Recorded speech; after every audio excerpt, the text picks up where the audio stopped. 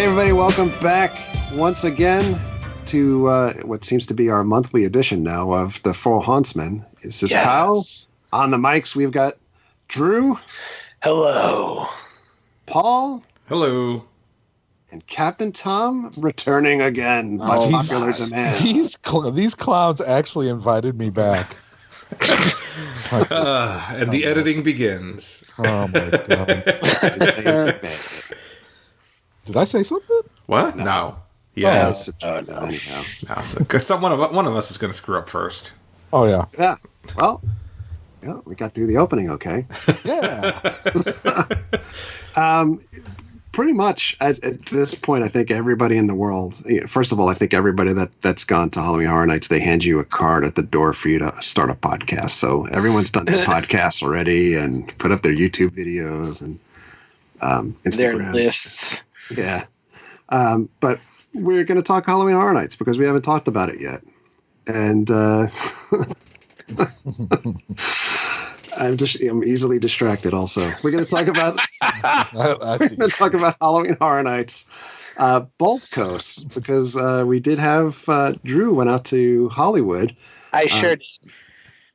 But we're going to share some thoughts, talk about what's good, what's maybe not as good, or what could use some improvement, and then we'll move on from there. Us. So, Tom, you were down for Halloween Horror Nights? I was. I loved it. Yeah? What did you love? As usual, pretty much everything. With alcohol or without alcohol? Obviously, I mean, it's alcohol and friends. Is Horror Nights for me is booze and buddies. Okay. And boobs and Rob Zombie. There, that too. Yes. So, let's talk about what did you like at the event, like house-wise? Where do you want to start? So, I think that the prevailing opinion is that there's probably, 5 really good houses, probably 4 really good houses, 2 pretty good, 2 complete shitty ones. Right? I don't know. I gotta say, not to interrupt, but I feel like it was a good year for houses all around. Even the houses that weren't scary, I thought were still visually impressive. I'm okay with not scary, as long as they're fun. I don't know if any of them are really that scary, but I think they're nice. I think that this year was. I agree. I think it was a great year for houses. And I think it was a pretty weak year for scare zones, unfortunately. Yeah, I think that is the consensus that I've seen all around. Even from people who aren't like diehard fans like we are on a podcast. Everyone's pretty much consistently saying, "Oh, the houses are great, but those scare zones, yeah, they are terrible." Yeah. There's no beating around the bush. They're bad. Yeah. I think Rob Zombie is the least bad of them, which makes it the best this year. I mean, I think on like your run of the mill year, it'd probably be like the 3rd best scare zone, maybe, let's just say. Like, it's not a bad one at all, but it shouldn't be the best one, is kind of my opinion. I love the Rob Zombie scare zone, but I think if you're not a Rob Zombie fan, it's just pointless. But I mean, I'm a Rob Zombie fan, so I love it, and I'm like, oh, this is the greatest thing ever. But, as far as, I wouldn't necessarily call it a scare zone, I'd call it like an interactive Rob Zombie concert. Yeah, it's like, it's got the cool stuff. It's got fire, it's got loud music, it's got projections, it's got butts, and it's got dancing robots. It's actually the first zone that I can think of that highly encourages you to interact with the props too, right? So, yep. Not only was I over the moon that they brought Dracula out, but they encourage you to sit in it, and then they did the same thing with like the throne and so forth. And, I don't know if you need to be a fan of just Rob Zombie for those particular aspects, because people are always climbing all over stuff to begin with. But this time they're telling you to. Well, let's be that scare zone. First of all, you can't really call it a scare zone because, again, it's not scary. But but that zone right there, 100% fun. Just fun. There's loud music. Everybody's happy. Everybody's jumping around. There's a dancing goddamn robot. What else do you want with next to the dragon? I mean, you got the Living Dead girl, and those guys were really good. The one cast was better than the other, but the Living Dead girl and the Rob Zombie, it was just a lot of fun. It was loud, like Drew was saying. There's fire, and it was just an exciting. Then you go to the other ones, and it's just duds. Yeah, I mean, I think that like you're saying, that would be the third best scare zone on normal year. I disagree. I think that was a blast, and I spent a lot of time. Drew, we spent a lot of time there. We sure did. I mean, it was a really good time. Yeah, I think I do love that scare zone. I do think it's the best this year. There's actually somebody that you see consistently running through the thing and going hard scaring, and which is a rarity, I think, in the scare zones this year, because I haven't seen a lot of scaring. But I also think whether it's the scare zones or the houses, it's all very subjective this year to the people that are going there, because there's been a lot of talk from other people on the socials about the only reason why people go to Rob Zombie is because of the girls dancing, which they were smart this year, by the way, in putting them up in like 10 feet up in the air in the cages. Yeah, so people that was a great idea. Very good.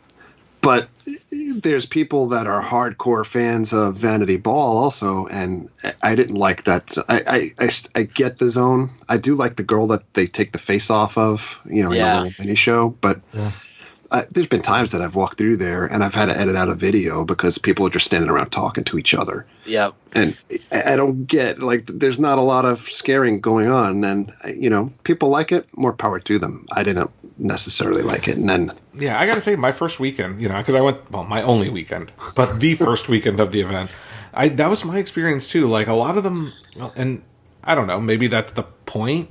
I don't know why it would be, but a lot of scare actors really just stood around talking to each other. Yeah, like there were the people on the runway. Yeah, I'm like, is this a thing? Like, is that the intent? Like, it's supposed to be like runway gossip? I don't know, but for me, it was just. Well, because it's a runway, maybe they're making, there's a runway going, and maybe the other people are just like talking. I don't know. I didn't care for, I get what they were going for. Well, I guess I don't get what they were going for. Yeah, I don't get what they were going for at all. I understand why people are fascinated with it. I think the costumes, do lend themselves to, like this cult fan base, but at the same time, I thought it was pretty. And I agree that pretty much uniformly, other than Rob Zombie.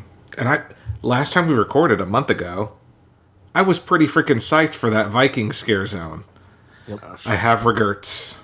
There's what is there, 2 or 3 Vikings in there, and then there's a lot of seeming to me leftover stuff. It's like orcs from Lord of the Rings. There's a Groot.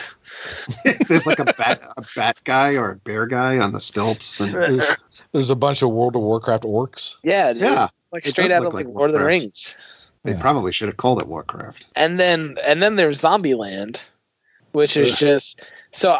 In my opinion, Zombieland and Vanity Ball are 2 of the worst scare zones that have ever been in those locations in a long, long, long time.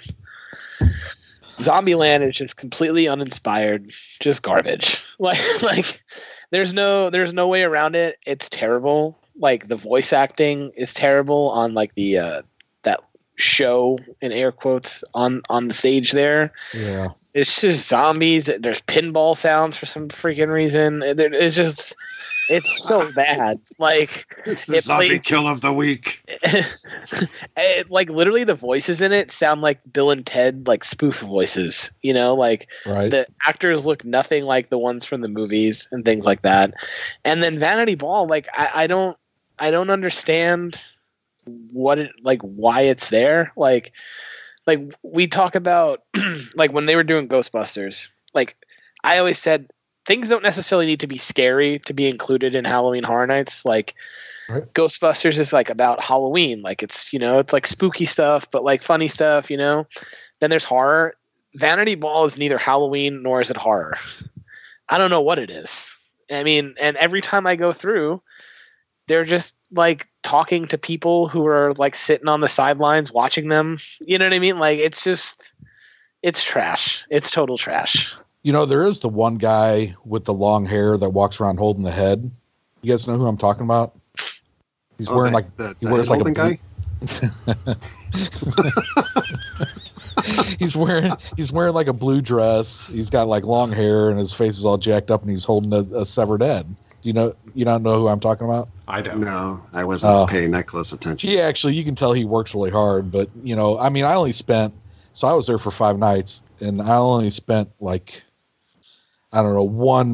night towards the beginning, kind of really hanging out and looking around in there. And after that, it was just kind of like, this is worthless. And it was just like, there's a couple nice little beer carts in there, and that's the only reason I would go through it. Because I know exactly where the beer carts are, and they're never busy. That and the best part of that zone is the Killer Clowns meet and greet that's at the front of it. Right? Oh, that's true. That's true. I got to say, I think Zombieland is ill-suited for as big an area as New York is. At least my experience. I know they've added more stuff since I went. But a car. But I didn't mind, so I never saw the show. I spent a lot of time in Zombieland, and at no point did I ever actually see the show, oddly enough.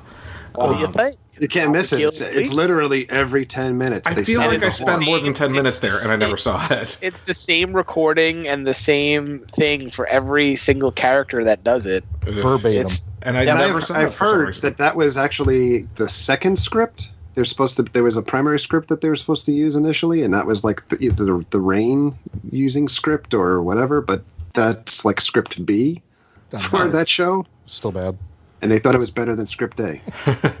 But even saying that, that zone, I believe, was supposed to be something else initially as well, when it would have been better suited, but we ended up with Zombieland. Yeah. So. It's like, hey, that movie's coming out. Yeah. I thought there were some decent character interactions there. So I can't say that I hated it. Some of the, not the zombies, but some of the humans, like the lady with the frying pan and some of that. I had some good interactions with some of the scare actors there.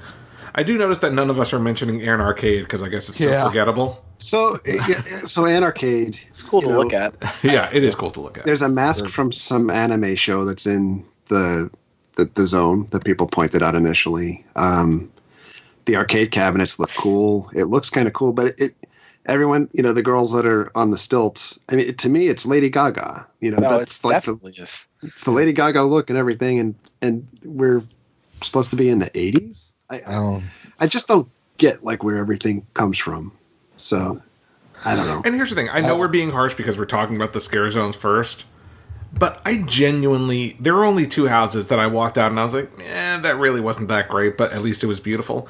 But out of the 10 houses, I genuinely liked 8 of them. I mean, my favorite ones were obvious, but if I had to rank them outside of the top 2 or 3, I'd have a hard time ranking them because I thought they were pretty damn good all around. And I think they run together towards the top where they're all really good, but there's not really a standout either, though. I do agree. And I actually go ahead. Last year, Poltergeist was the runaway number 1 for pretty much everybody, Yep, that's true. The year before that, Scarecrow was pretty much the runaway number 1 for everybody.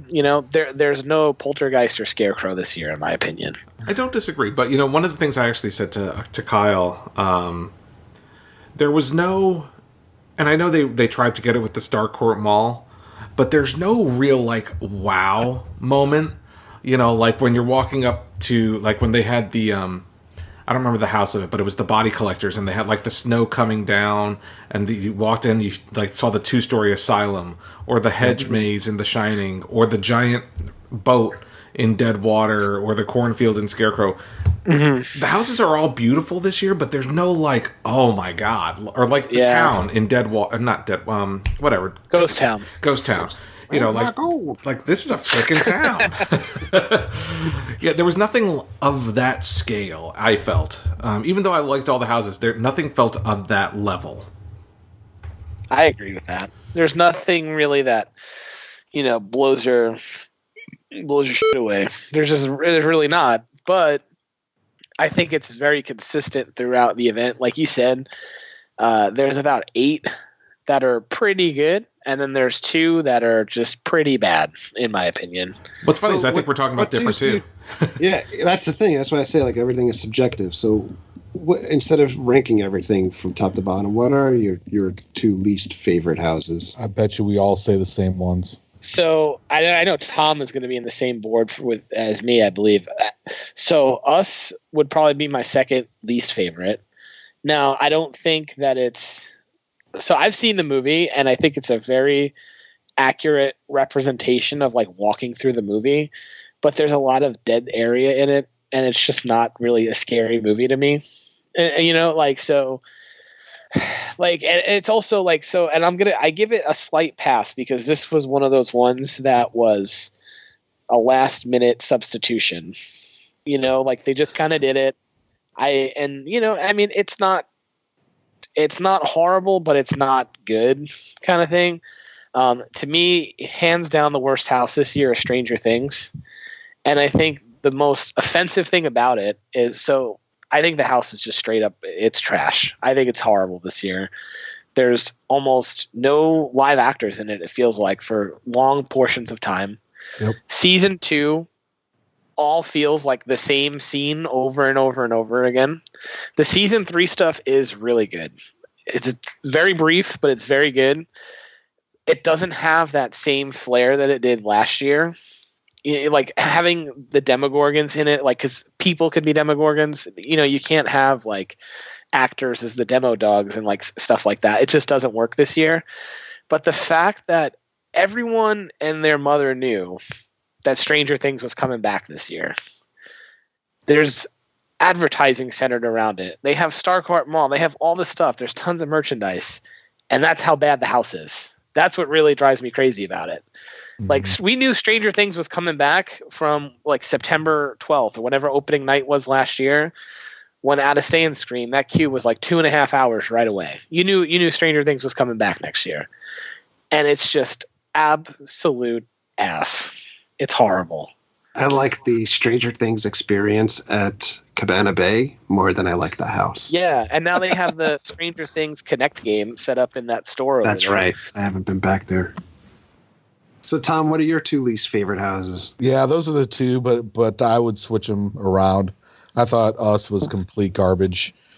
I thought that at least with Stranger Things, even though it was terrible and bad, that at least there were some cool things to look at. But that was all that there was really. Everything's real kind of stagnant. Like Drew's saying, there just doesn't seem to be a lot of people and movement and things going on. It was just like scenes to look at. There's no soul in it at all. Yeah, and Us felt the same way. I mean, you'd walk into a room and there'd be a little girl there that was the size of my daughter, you know, just standing there staring blankly. I mean, 4 or 5 different times. It was stupid. It was just, you know, and I did them multiple times. I didn't just do them once and say, oh, this is stupid. I did them. I was there 5 nights and did them multiple times. And each run in both of those houses in Stranger Things and Us were horrible. Just terrible. So I'd say those 2, but Us is definitely at the bottom of my list. And Paul, what do you think? So oddly enough, those aren't my bottom 2. They're in the bottom half. They're probably 7 and 8, but 9 and 10 for me. And again, I went on opening weekend, and I know some improvements have been made since there, but I really, and for me, they're interchangeable. Depths of Fear and Nightingales, Blood Pit. Oh, wow. I thought they were visually impressive on both of them. Like in both of them, I was like, wow, like this does not feel like a tent house at all. But I also thought like both of them, the character or the creature designs were pretty terrible. And I genuinely didn't care for, you know, I didn't get any, other than this is an impressive looking house, I got no emotional component of it at all. No scares, no, like I just walked through it like, huh, this is pretty, and then left. And I walked through all of them at least twice. But I know some folks have gone back since and say Nightingales is scary as hell, and same with Depths of Fear. But for some reason, like that opening weekend, they just didn't connect with me. Well, to be fair, Paul, I'll tell you this, that my first night there, was the first night of the second week, and the people that I was with didn't want to go through Nightingales. They're like, nah, it's terrible. And I was like, no, I'm going through it. And if you want to come. So we all went through it. And when we got out, everybody's like, oh, wow, it's so much better than it was opening weekend. So yeah, it could be when you've gone too. So yeah, it has I like increased. It has gotten much better. Well, you guys mentioned Stranger Things. Like the first night I walked through Stranger Things, and I'm like, that was amazing. That was amazing. And then the second night I walked through it, I'm like, oh, okay. I get why people don't like this. I'm like, like the first time I walked through, I was really lost in some of the larger set pieces, like the giant mind flayer and stuff like that. I'm like, wow. And the second night, I'm like, oh wait, like there aren't any actors in this house. This is why nobody likes it. I think I went through that house 3 times. The Stranger Things. Yeah, because I went the first 3 nights. So I went through that one 3 times. Yeah, Stranger Things is my second to last favorite house, or least favorite house. It's awful. I mean, I haven't watched all of 2 and 3, but I go through, and I think it's been the consensus of every group that I've gone through with, except for when you went through the opening night, Paul. You're the only person that I've spoken to that said it was awesome. But the last time that we went through, which was just like a week and change ago, there was a woman like my age that was playing 11 in like the front room, and I was like, whoa, like we've gone deep into the subs at this point. But then the least favorite house for me is Nightingales. The costumes are laughable, the bird people, and they're and I feel bad because there's actors in there that we know, but there's like one of the first Roman that's in there, like boxing in the beginning of the thing, was like boxing and saying hello, and nothing makes any sense. It's just god awful. It seems like all those chickens. Yeah, it's basically what I would expect at like a fairgrounds type thing. It's total shit. Let's just be honest. Why did they put beaks on these things? Why did they take the original Nightingales and put beaks on them? That's what I don't understand. Yeah, because they didn't used to have beaks, right? Like, I'm not imagining that. Okay. No. And it reminds me, I don't remember if you guys, I don't know if you guys, I don't remember if you know either, but I don't know if you remember, like, probably 10 or more years ago, like Burger King did this thing with like the angry chicken, whatever, that was interactive on the computer. Like you could tell him things. He was in the living room and he would always be angry about stuff. Like those costumes, they're the angry chickens. Every time that I go through, I'm like, I can't believe that I'm remembering this thing from however many years ago, but it's the Angry Chicken House. I don't know why they. But at the risk of being like the negative cast, like we should probably talk about our 2 favorites at least. Like I feel like everything we're saying is negative, but we're like, oh, but it was a great year. It's so my much worst is also my favorite. Stuff. Yeah, but because my favorite was Nightingales. No. Paul, what were your 2 favorites then? My number 1, far and away. I shouldn't say far and away. But my number 1 was House of a Thousand Corpses. Like, at no point did that change throughout the weekend. And my number 2 was Graveyard Games. Graveyard Games was very much like the classic, awesome Halloween Horror Nights house for me. I freaking loved it. I loved it even more after doing the behind the scenes, or whatever, Unmasking the Horror thing. But House of a Thousand Corpses, like, captured the movie perfectly. Like, the music was great, the acting was great, the set design, like, everything was perfect in that house, which is great, which is funny to me because it's usually, like, it was in that area that I really don't like the houses that are usually in that. We talked about this last time, that are in that building. Yes. So how about you? Yes. I loved it. I thought that the facade was amazing. I mean, it was so much fun. Having the little, the phone booth there was a nice touch. Yeah, everything, pretty much any house that we've gone through there before since they started doing them by Men in Black hasn't been that great. And this was fantastic. I easily would say that was my favorite house. The first night I went through, God, let's see.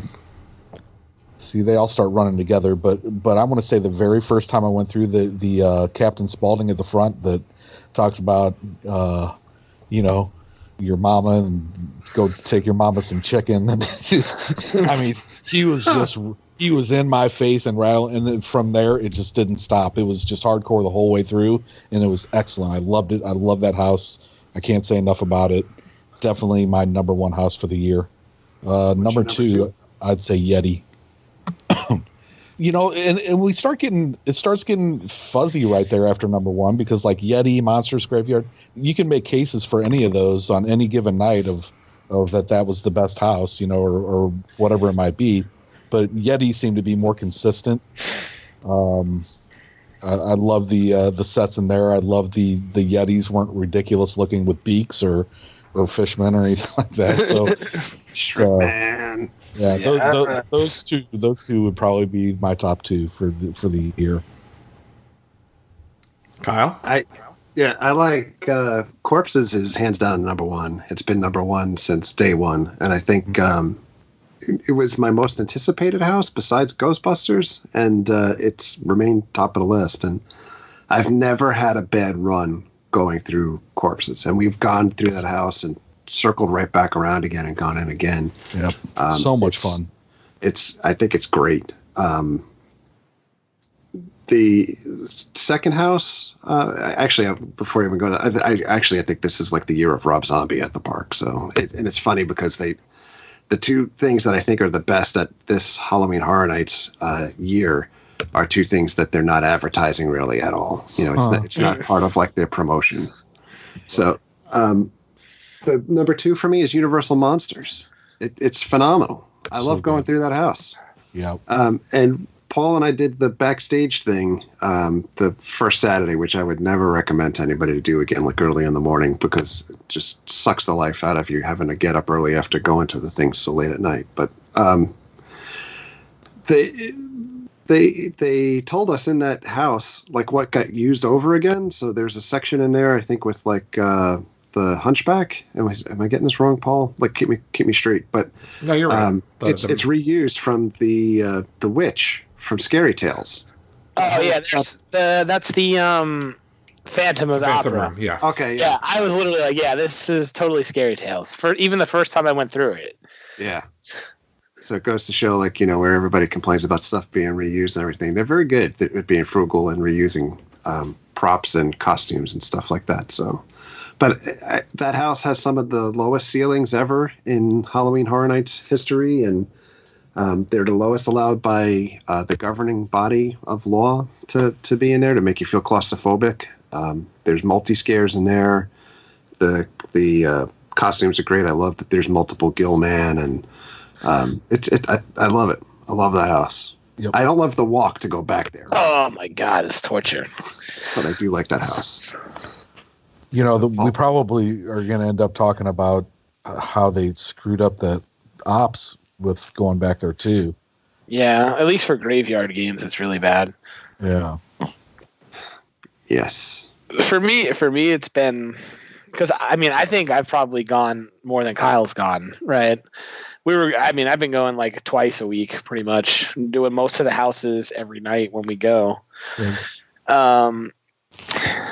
I think so. Right now, I have Corpses number one because it's been the most consistent for me in terms of scares, and I think it's just a really good house. Like, it's close quarters, especially once you get to that second half of the house when you are going towards Dr. Satan and all that stuff. It gets real tight in there, and it gets real intense in there very quick. That's what she said.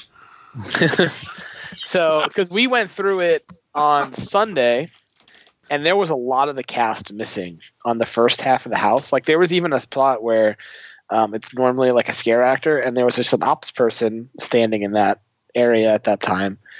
But still, once we got to that section, it made up for the rest of the house. Like, it was really good.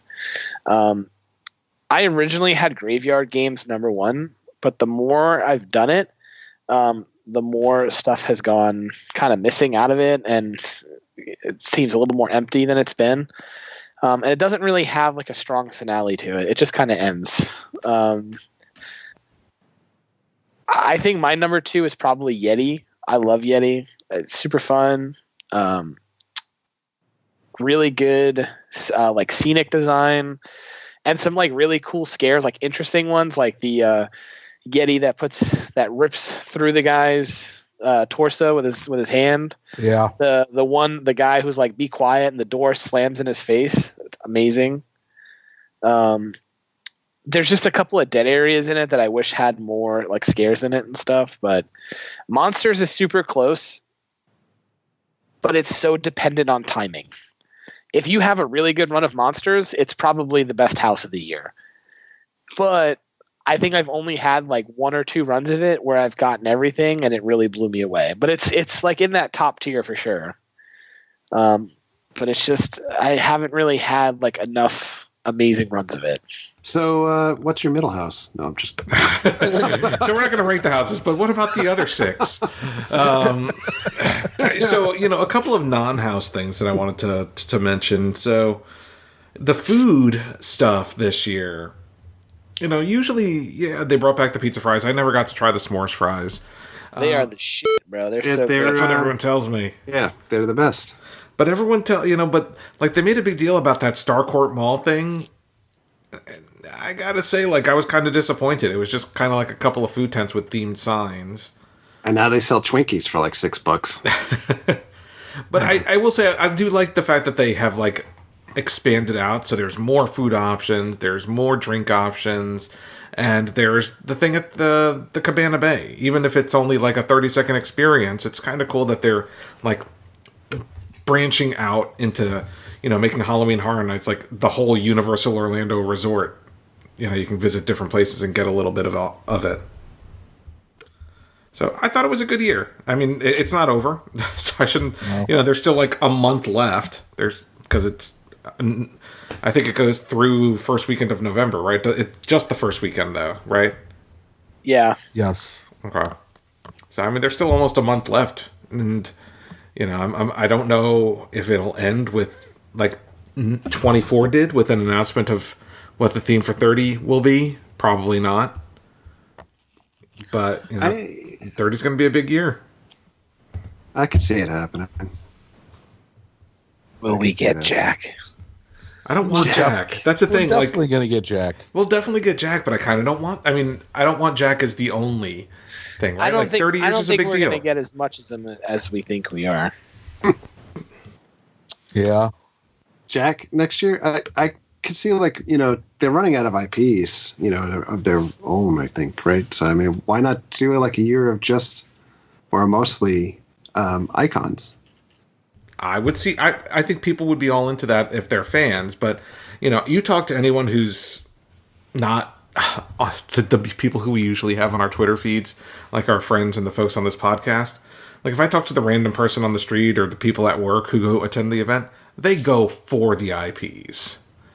Like, if they did another year like 21 that was all original ideas, I honestly think that would hurt their sales. I think the general public goes for the IPs, the Stranger Things, the Walking Deads, Ghostbusters isn't even as big as Us or Stranger Things to a modern day audience.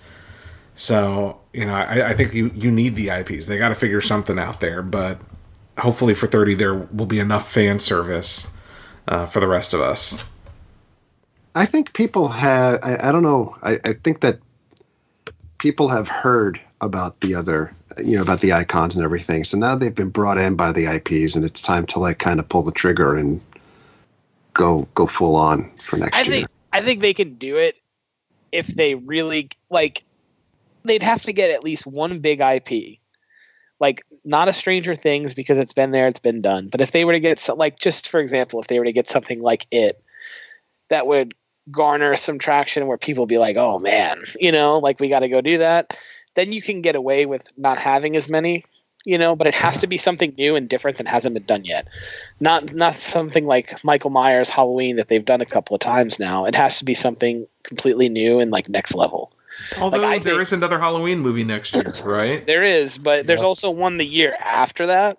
Fair. So I think at that point you might as well just wait until they're all done and kind of do that new saga like in one shot.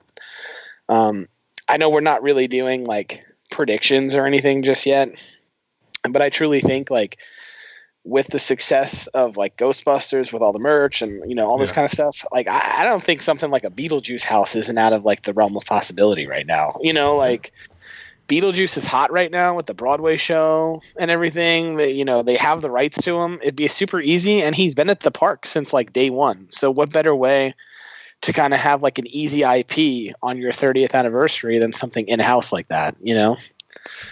Yeah. Well, and we do have another Ghostbusters movie coming out next year. Oh boy. And another Purge movie. Yes. Oh no. Another Purge miniseries. Oh no. So yeah, I know we're not talking. We'll probably talk predictions at the end of the year, but I don't know. I for me overall, I give 29 big thumbs up. Well, a big thumbs up for houses, pretty much a thumbs down across the board for the scare zones. And I never saw Academy of Villains yet. Oh, dude, that show is so good. I'm gonna see it, but I just haven't done it yet. I gotta say that show is like, it's one of those shows that I only saw it once, and I kind of regret it because so much goes on. Like, you can't watch it all at one time, so you kind of like have to go back and see the other part of the stage, or you know, there's just so much going on simultaneously. I thought that show, both shows, are just incredible this year. So. Yeah. It's interesting because I don't want to stir up everything here, but obviously, like, if you're following along hardcore social media, the surveys are out there asking about, do you like Academy of Villains or do you like Bill and Ted? And you have, you know, new Bill and Ted movie coming out, and you have the anniversary year coming up, and I don't see that there's any way that we don't see a return of Bill and Ted next year. I hope so. I very much hope so. I do love the two schools of thought and how different they are. Where a lot of people who are like for Bill and Ted are like, yeah, that would be great.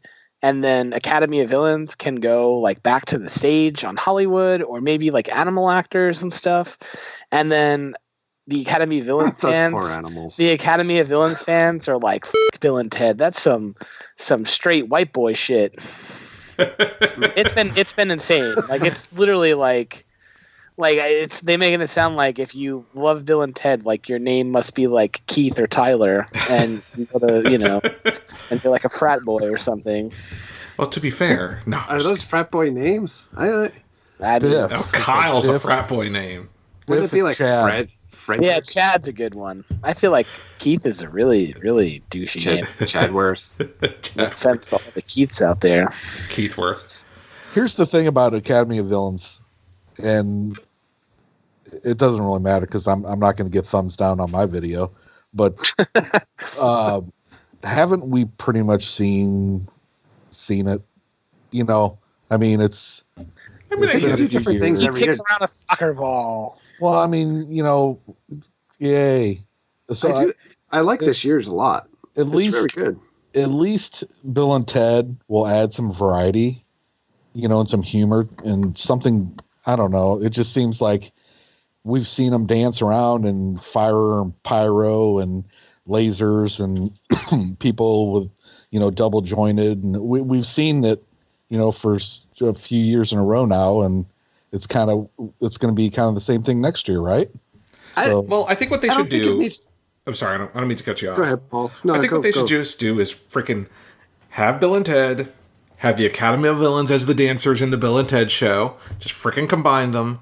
And on the, you know, in Hollywood, where you have that where you could have another stage, you bring back, especially for 30, have some type of Carnage Returns type show.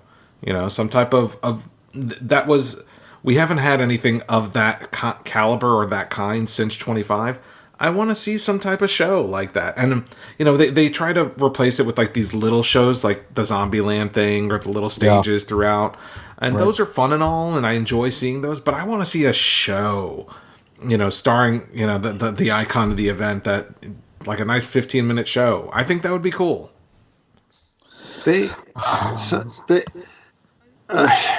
always want to say, like, why not both? Why can't you have both? Right? Yeah. So, like, you could have 3 shows. I mean, realistically, the Scare Zone is such a garbage in New York, and it has been for the last couple of years. Like, why not just put the Academy of Villains show there? You know, and then you could tie the scare zone into what Academy of Villains is doing that year. You know, have it all together. You could put another Jack show or whatever over in Hollywood, and you could still have Bill and Ted. You could literally do everything, you know, and it's I guess it come down to budget, right? You know, like what can you put on? But I don't know if it's an either or. People have very poor selective memory, I think, when it comes to Bill and Ted often, where there was an awful lot of years that people were walking out and going like, oh my God, like that's got to go away. Yeah. It was, you know, because there were a lot of years that it was not that fantastic. 26. So. Yeah, I didn't love Bill and Ted for those last few years. I gotta say, like, I don't need to see them come back. I know I enjoyed them when I first started going to Halloween Horror Nights, but those last few years were kind of tough. I'm like, oof, yeah, no, I was ready for a change. So, but yeah, I get it's been 4. By the time they come back, it'll have been 3-4 years, right? Something like that. 27 was the last year. So it would be silly to not bring them back, especially with the new movie. Especially if the new movie does well. I'm the guy that does not want to go sit cheek to cheek with another sweaty fat guy and watch that show and take time away from going through the houses. You know, the shows are so far at the bottom of my priority list that you know, I don't know. It's just not something that really is on my radar unless I have extra time and I could care less, really, to be honest with you. Whatever they put there. I hear you. So that's a vote for Bill and Ted from Tom. Honestly, it is. Yeah, well, I'd be more apt to go see that. You could do both. Do it all. Do it all. Just take over both parks and City Walk. Big stages out there that you could put a show. Yeah, put it at the City Walk Lagoon stage. Yes. And we can bring our hurricanes down. Oh, my God. Oh, Lord. So let's talk a little bit more about Halloween Horror Nights, but on the other coast. One of us went. 3 of us didn't. So, quarter of the conversation is about to happen. But I want to hear all about it. It looks like you had a lot of fun. It was trash. It wasn't good? No, it's not good. I thought you were joking. If you go to Orlando and then you go to Hollywood, it is a different world, and it's a much cheaper world in terms of the budget that goes into the houses there. Yeah. So, all right, let's okay. So we went to Universal Studios Hollywood there for one day. We spent some of the morning there. We went back to our hotel to kind of relax because everyone always says that Halloween Horror Nights in Hollywood is a lot more walking than Orlando. I don't necessarily agree with that. I don't know that I would agree with that. I didn't get that impression. Have you ever been before, Paul? I shouldn't say. I haven't been to Halloween Horror Nights, but the park itself didn't feel like more walking to me. The thing about Horror Nights over there is that 3 of the houses are on the back lot over there. Ah, okay. Well, so maybe. Where the Transformers attraction is, there's like a walkway that brings you to like some of the New York City sets that are down there that have 3 of the houses there. So we only went for one night. We purchased Express to kind of make sure that we got to do everything. So we started with Ghostbusters over there. So my plan was to start at the back lot because all those houses are basically like sprung tents, what would be here in Orlando. Some of the houses that are on the upper lot, like House of 1,000 Corpses there, is in the Waterworld queue, and it's uncovered. So it's literally like if you go through it during the daytime, the house is outside. You're in the sun when you're in the house. So my plan was if we start at the lower lot, we'll work our way up so that it's definitely dark by the time we get to the houses that have potential outdoor elements. So we did Ghostbusters first. The one good thing that I'll say 2 good things about their Ghostbusters house. They do have an awesome facade out front because they actually do have the firehouse. And their marshmallow Stay Puft scene is way better than ours. The rest of their house for Ghostbusters was absolute garbage. There was Almost no actors dressed as Ghostbusters besides the first room that you walk in. There's a lot of static props that don't really do much. And it was the beginning of the trend of lots of dark rooms, like the dark hallway rooms where there's not really much in them. You know, so like if you did the one in Orlando, when you see the librarian and then you go into that dark room where she'll pop out of that hole in the wall, they have those type of rooms everywhere in all of their houses there, just constant. And sometimes it'll be 3 or 4 rooms in a row that are like that. Ghostbusters was my second, bottom second on my list, second to least favorite. We did the Frankenstein versus Wolfman house. That was pretty good. If I ranked it like for an Orlando house, it probably would have been like in the middle of the pack. You know, it was good. It wasn't anything life-changing, but it was good. It had some good scares in it. There wasn't that many of those dark rooms in it compared to like Ghostbusters and things. Creepshow, I loved. I thought that was one of my favorite ones. That might have been my favorite one of the night, honestly. I've seen the movie. I haven't seen the show that they did some of the scenes based on or anything. But it was really cool, like the way that they did it. Like you walk into the comic book, that was the facade of the house, and then each room kind of had like the poster to set up for it, you know, like those anthology type houses they always do. But one effect that they do there that it got me multiple times is like those posters are kind of like those walls that are like sheer sheets where people can jump out of them all the time. Like you'll be going in and it's like, you know, the Father's Day and like the creeper guy will like jump out of it before you go into the scene and stuff. Like it's really effective. They did that in House of a Thousand Corpses as well. And it was a really good scare. So we worked our way back to the lower lot, which it is a nice walk and it's uphill. It's like, it's a pain in the ass.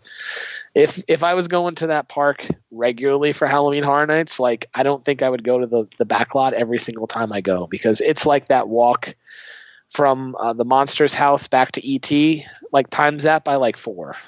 Like it's a haul. Their Killer Clowns from Outer Space was pretty much on par with the one in Orlando. Theirs was a little bit more scenic. Some of the rooms were like really cool and really well done. God, we didn't even talk about that house because it's not great and it's not terrible either. It's good. Their Stranger Things house. If you think ours was bad, oh boy, the one in Hollywood. Yeah, that is a steaming pile of poop right there, man. I mean, so let me start you off by telling you that we had Express. The standby line for this house when we went was 2.5 hours at this point. Now, the Express there is very much unlike ours, where it's actually like front of the line access. Like it's more like Howl-O-Scream, where you just kind of go to the front and you go into the house. So we walked in, tons and tons of static props. Not a lot of actors. Do they pulse you there? True. No, they do sometimes, depending. Like that house, they weren't, because the line was 2.5 hours. There ain't nobody got no time for that. Yeah, it was just, Creepshow we got pulsed through, which I think is part of the reason why it was so good. Yeah. But just tons and tons of like mannequins where they actually have it where the back of it is turned to you, so you can't even see. Like it literally could just be a department store mannequin. Like you don't know what it is. There's a part where it's the pumpkin patch from season 2 with all the rotted pumpkins and things. There's no trees in that room. There's 2 guys in like hazmat suits just walking around. They're not doing anything. They're literally just walking around. And then it's followed up by like 4 rooms of just darkness before you get to the caves, which like Orlando is just like the same thing over and over again, except all those like to me they look like the alien, the thing that jumps on your mouth, on your face, spitting water at you every single one that you go by. And then it had, so they have the thing where it says season 3, you know, and it was 1 room. It was Hopper's cabin. It looks nothing like the one from the show. and there's no big mind flayer. It's just the little arms coming through the walls. It was so now. Ashley, my fiance, she loves Stranger Things. She even likes the one in Orlando for all of its faults. We walked out on the one in Hollywood, and she turned to me and went, "Wow." Like, that was real bad. And then, like, to wrap up, they had the Walking Dead attraction, which is... What about Holidays in Hell? So that I'm going to get to it. Okay. So we did the Walking Dead attraction, which of course is like a normal daytime thing. I didn't think it was that terrible, honestly. Like, it wasn't great, but it was better to me. To me, it was better than Ghostbusters and Stranger Things for damn sure. Holidays in Hell was really fun. That was probably like in the top 3 that we did that day. Loved. So they had, like, you know, New Year's. Valentine's Day was great, like the whole Tunnel of Love concept. They had 4th of July where there was like a dude with like all of his limbs blown off and everything. Like, and then it empties out into a Christmas scare zone. Ah. And the thing about scare zones there is they are not like scare zones in Orlando at all. They're more of like mini mazes that are outdoors. But it was kind of unfortunate because the only way to access that Christmas scare zone is to do the house.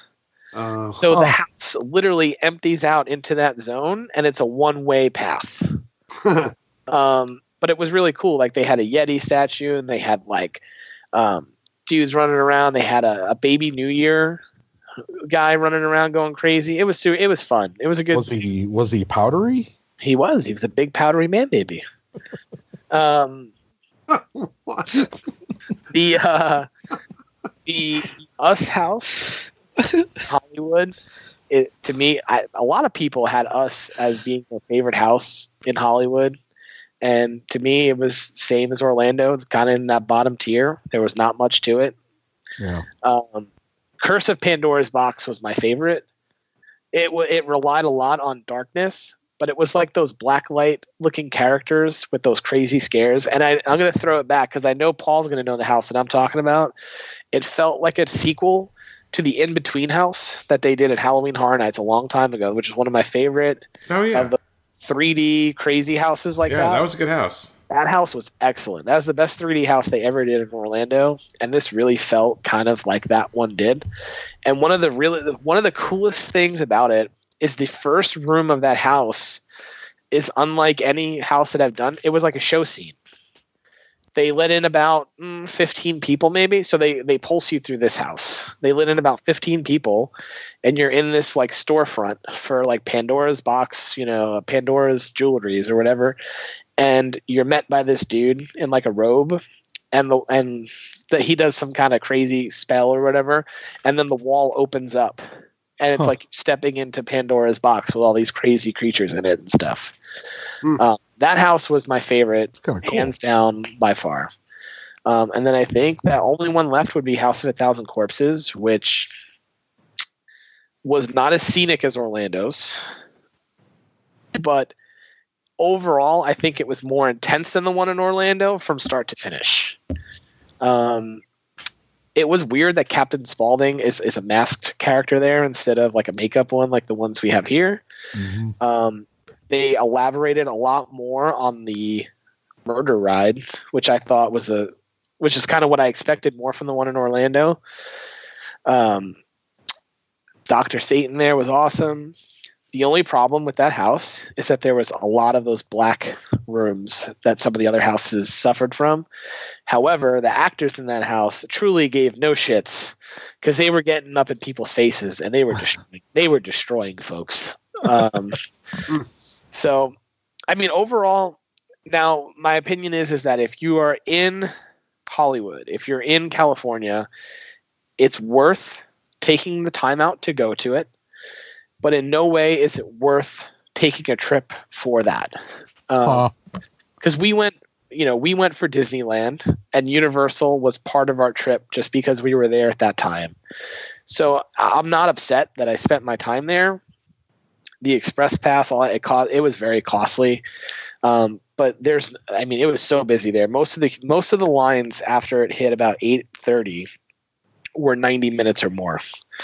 And with our express, I don't think we waited longer than 4 minutes for any house. Like, it was crazy. Yeah. We didn't see the Jabberwocky show because we got completely soaked on Jurassic World, and we just wanted to go home at that point. Would I go back if I'm in the area? Yeah, sure. But I don't foresee myself like going crazy to go out of my way to go to it ever again. Sounds like we're changing the plans for the bachelor party. Yeah, right? Yeah.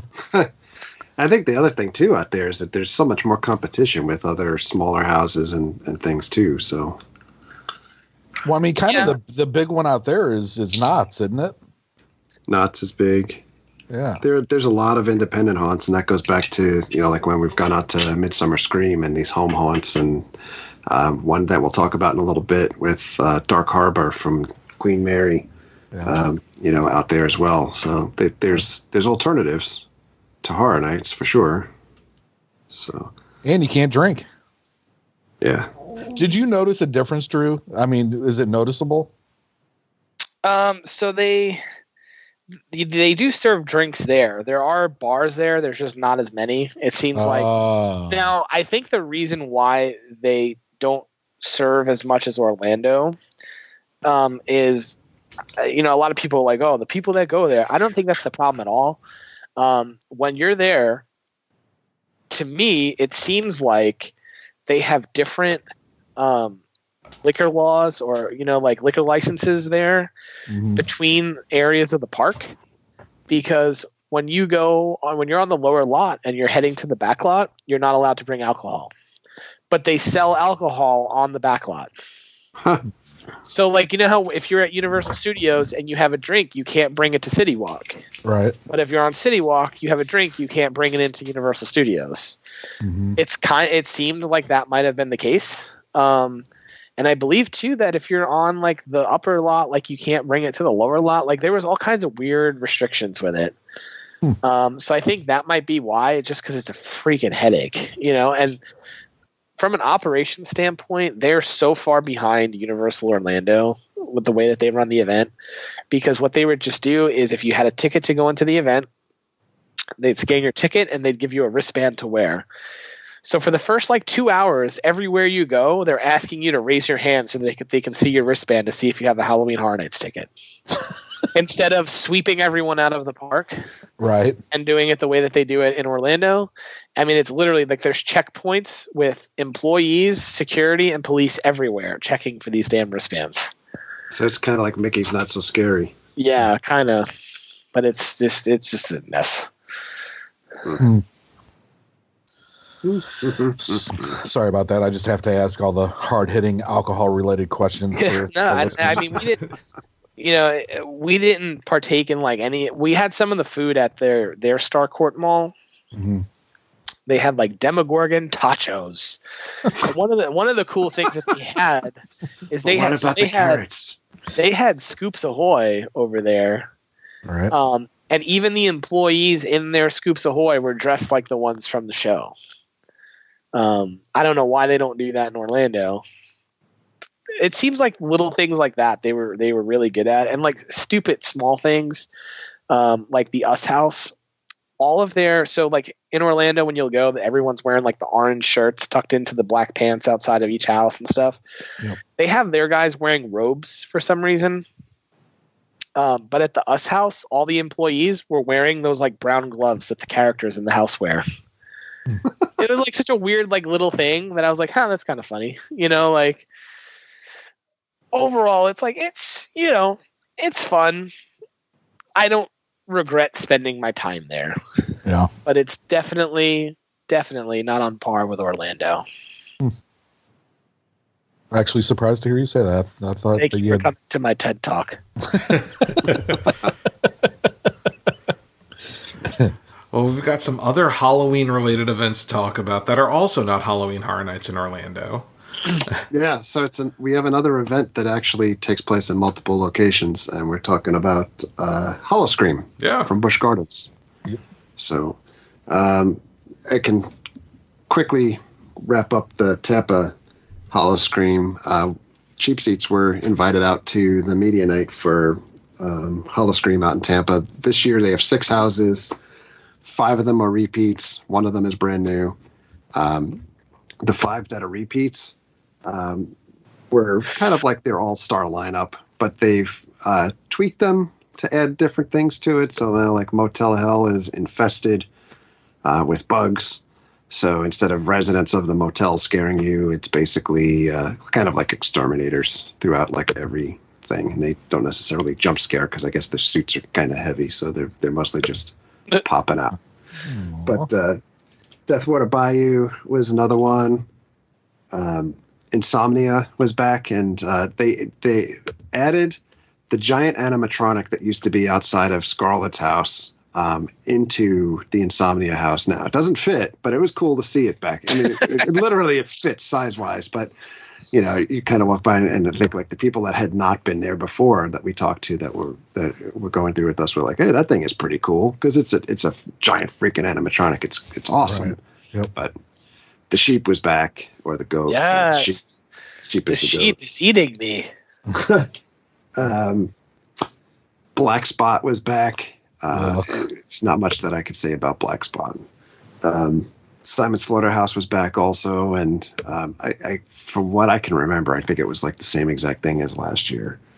The new house this year is called The Residence, which is basically like it's a suburban house that the people seem perfect or normal, and you know you kind of go behind the walls and you realize that it's a full-on like satanic cult family. And they really kind of pushed the limit with the house where you go through, and at one point they're cooking dinner, and what's for dinner is a baby in a pot on the table, and they're playing the Lord's Prayer over the loudspeaker as you go through the room. So I was like, whoa! Well, thank God it wasn't a dog. I was like, this took a turn, and. You know, you go through the house, and they basically, you know, they're going to kill you and put you in the garden to use you as fertilizer, or you go to this next room. There's a full-on satanic mass taking place, and sure. There's a curtain at the bottom of the table, and this devil shoots out, and I was like, whoa, this is without a doubt the most metal house that I've ever been through. So we went through, and I was like, I got to go through that house again, and we looped back through. So I like that house. Unfortunately, it's in the same spot as Zombie Mortuary in the past. And, I don't think anything's ever going to top the memory of Zombie Mortuary.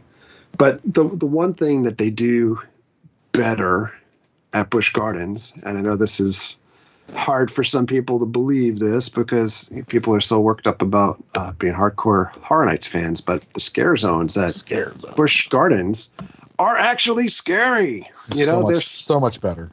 Yeah, they're scary. There's some really creepy zones with people that are dressed up as like little kids and stuff. And I mean, man, they were so much better. Totally there was one zone that's not even like considered a zone on the list. I think that was literally just Manus Busch. There was like 12 Manus Busch. Manus Busch on stilts, Manus Busch just jumping out consistently through the bushes, and the flowers and stuff. So not that that's like the highlight of scare zones, but they're actually trying to scare you. Right. The scare zones were really well done. I think, we said this years back when the Voodoo Queen house was going on at Horror Nights, and they had the Voodoo Queen zone or whatever at the different events. We were like, it's too bad you can't match the events up together and have like really awesome houses at Horror Nights and the scare zone level at intensity level at Busch Gardens. So the monsters ride the rides as well. So if you're going to get on a couple of the roller coasters, you might be riding with the like zombies or different monsters and things like that. Cars. Yeah. Not only the bumper cars, but like Cobra's Curse and Cheetah Hunt and stuff like that. Like they were on the rides. We watched the show Fiends again, and I know a lot of people are down on Fiends, but I think if some folks knew who wrote Fiends in the past, I'm not sure if it's the same this year, they probably wouldn't be so negative. But I think people sometimes are negative for the sake of being negative. But Fiends this year I thought was pretty good. Much better than it has been for the last few years that we've seen it. And they kind of alluded to like the show was ending, so I'm not sure if it's going away. This is their 20 years of fear. And I feel like they kind of threw like the kitchen sink out there in the zones, at least. And I think that as far as the houses, only having 6 of them, it's because they only have room for like 6 houses. They have, they've got other stuff going on. So you can't have the Scarlet House because they're building Iron Gwazi, or I think that's what it's called now. And anyway, Busch Gardens, Howl-O-Scream, I thought it was a viable alternative to Horror Nights. If you were looking to go on like a Saturday night or something like that. So if your pass doesn't have Saturdays, it's good. Nurses. The nurses were back, but they were not back for photo ops this time. No photo ops. I think they're back for photo ops if you do the Fright Feast thing. I think they take pictures there. Well, there were no nurses at Busch Gardens Williamsburg anymore. Well, then. So, we used to have... Tom doesn't even care now. I know, dead to me. We used to have the nurses and a Fiend show, but this year they actually got rid of the Fiend show. And instead, they have Dr. Frankenstein and the nurses in one of the houses. So, last year they had a house... What? Yeah. Last year they had a house called Vault 20 because last year was their 20th anniversary at Busch Gardens Williamsburg, Howl-O-Scream, and it was called Vault 20. And it was basically a bunch of rooms and characters from the 20 years of Howl-O-Scream. In fact, you walk into kind of a morgue, and along all the drawers or whatever are like signs of previous Halloween or Howl-O-Scream houses and zones and things like that. And Vault 20 was a great house. Well, this year they call it Vault Overtaken, and they've made enhancements to it, including the addition of Dr. Frankenstein and the nurses. And they're kind of dressed like the naughty nurses, but they like gave them deformed faces, kind of thing. So they introduced them to the house, and it's a great house. Other than that, Busch Gardens Williamsburg really kind of. Really kind of just they brought back all the houses and the scare zones from last year, or they call them territories, but everyone calls them scare zones. And so they brought all those back this year. Can I interrupt 1 second though, Paul? Because you were talking about like the 20 years, and I completely forgot to say this while I was saying glowing reviews about the scare zones for Tampa Howl-O-Scream. Oh, yeah. They did do something to celebrate the 20th anniversary, and they have the major icons from the past 20 years making an appearance, not in a house like they did in Williamsburg, but instead they have them in a scare zone in Tampa, which was fantastic because they're all out there. You could take pictures or interact with them, etc. The only really bizarre thing is that 20th anniversary scare zone is literally outside of the gates to go in. So if you want to see the scare zone and you try to exit the park, you can't go back in the park. There's no re-entry. So either you get there late enough that you're hoping that they're outside before you go in, or you hit them on the way out. It's really weird. There was room, for the best that I could tell, to put that inside, but they put the best scare zone outside. Strange. That is odd. Yeah, we don't have anything like that in ours. Like I said, they brought back all the houses, and all the houses have been tweaked. One of the things I like about Busch Gardens Williamsburg that they did last year, that they kind of enhanced this year, is that some of the houses have multiple paths. So cool. You can go into one room or you can go into another. Now, eventually they will reconverge, but in at least 3 of the houses, there are multiple paths, which is kind of cool. I love going there, because some of the folks recognize us from the YouTube channel. We get a lot of like shout outs and attention in the houses, and it's great. But even regardless of that, one of the things I say it every time, it's freaking included in the cost of admission. Like you don't pay an extra $100 or an extra $50 or an extra anything. It is included in the cost of admission, which is really, really nice. You can go all day, ride all the rides, see the shows because the shows go on all day. And in fact, that's one of the things that I want to mention is, yes, they made enhancements to the houses, territories, scare zones, generally the same. We lost one house. We lost Cornered. We lost one show. We lost Fiends. But they've replaced that show with a show called Jack is Back. So Jack is their mascot, Jack of the Lantern. And he's like a pumpkin head kind of character. And he's been their mascot for years. I think he might have actually been there since the very first Howl-O-Scream. But he comes out in Ireland, and he comes out on the balcony above the pub in Ireland, and it's cool because it's one of those shows that it's like, oh, okay, this is a good kickoff to the night. Other parks like Six Flags and some of the Cedar Point parks, is that the name of the company? Cedar Point? Cedar Fair. Cedar Fair parks. Some of them have like this opening show type thing. Right? Yeah. Yep. So they have the Jack is Back show, and Jack comes back, and he's like, a curse upon you. You're cursed for the rest of your life. And then he goes, to party! And all of a sudden, like, disco music plays, and, like, the scarecrows start dancing, and they, like, pull women out of the crowd and do, like, lion dancing and stuff. I'm like, this is unusual. If you ever want to see a video, and you can bump Paul's views up, that moment in his video, because it's included on the IOM Geek YouTube channel, like when he goes to party and they start playing the music, you literally have Paul over the microphone go, oh.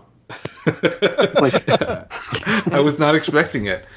Now, to be fair, I actually enjoyed it. I thought it was fun, but it's not like what I expected.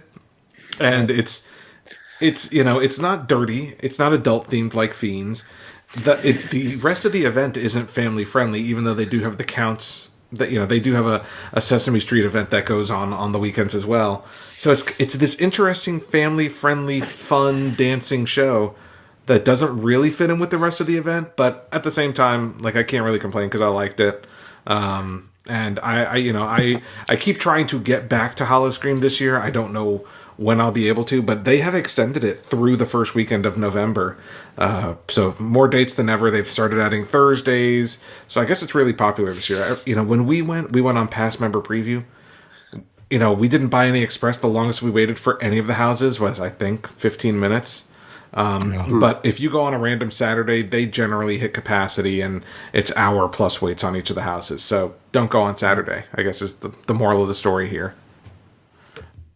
What about Friday? I don't know.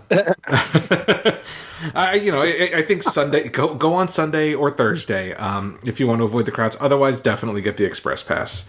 What if I go at 9:00 on a Thursday? You can do that if you want, but it's not open till 1 or 2 o'clock in the morning. It's only open till like 11 o'clock. Okay. What if I wanted to be open until 11 or 12?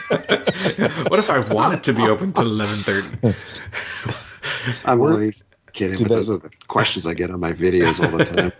Do they have themed drinks? Did they really kill that man? That also. He really died. Do I need express if I want to go on Wednesdays? Yes. While we're talking, I'll give a friggin' pro tip right here. So Sunday, I didn't get to Halloween Horror Nights on Sunday night until about 11:30, and the park is open till 2 a.m. On those nights, man, every house except for the ones in the sound stages on the left-hand side, they were all 5 to 10 minutes at that point forward. Because people have to work. Exactly, but I'm tired. I'm a tired Paul at that time. I was off on Monday, so I went. And I'm just saying, like, if you're someone, if you don't have express, like, man, that's the way to freaking go, man. Yeah. Man, even if I'm off, I'm tired at that time. I gotta take a nap before I go. Well, you gotta take a nap. Yeah. I'll tell you another pro tip is just give up on Stay and Scream, especially if you have express. If you're gonna it's not worth it at all anymore. It sucks. Huh? The one in Springfield is not worthless. The one in New York is completely worthless.